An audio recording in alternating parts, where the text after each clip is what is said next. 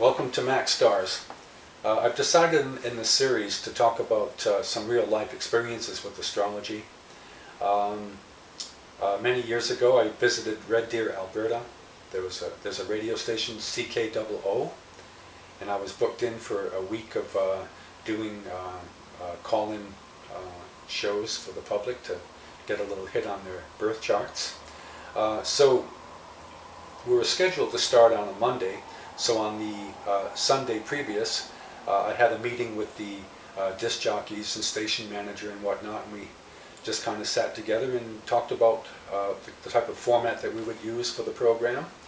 And one of the fellows, he just was a bit snooty, I thought, and he said, well, Mac, he says, on your resume here that you've done readings for movie stars, and whom might that be? Can you name some? I said, well, that's a misnomer on my resume, because what it's supposed to say is that I study movie stars' charts. He said, like whom? I said, well, like Paul Newman. He said, what about Paul Newman? I said, well, his chart's radiating serious danger. And at the time, Paul Newman was racing the Formula 2 racing cars, and I think he was about 62 years of age at the time. And so the fellow that was interviewing me, he said, well, do you want to go to air with this? And I said, I don't think so. I made an attempt. I called Paul Newman's people in Connecticut and in California, and I did speak to an elderly woman there that had answered the phone, and I told her that I was very concerned for Mr. Newman's life and that he was in grave danger.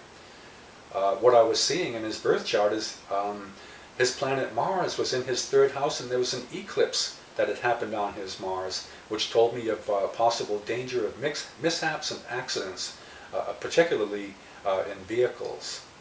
And the third house also happens to represent immediate friends and people that you're close with. So I said, I don't think we should go to air, because I don't think we should put the man's business in the street. I did make an attempt on my dime to reach him.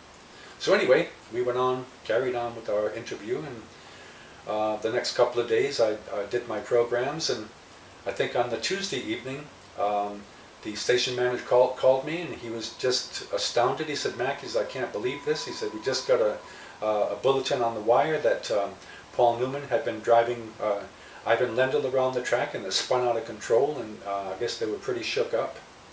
So he just couldn't believe that incident happened. And he said, well, do you want to go to air with this? And I said, well, yeah, I think that we should. He says, well, the danger's over now, right? He's had the accident. And I said, no, the danger's not over at all.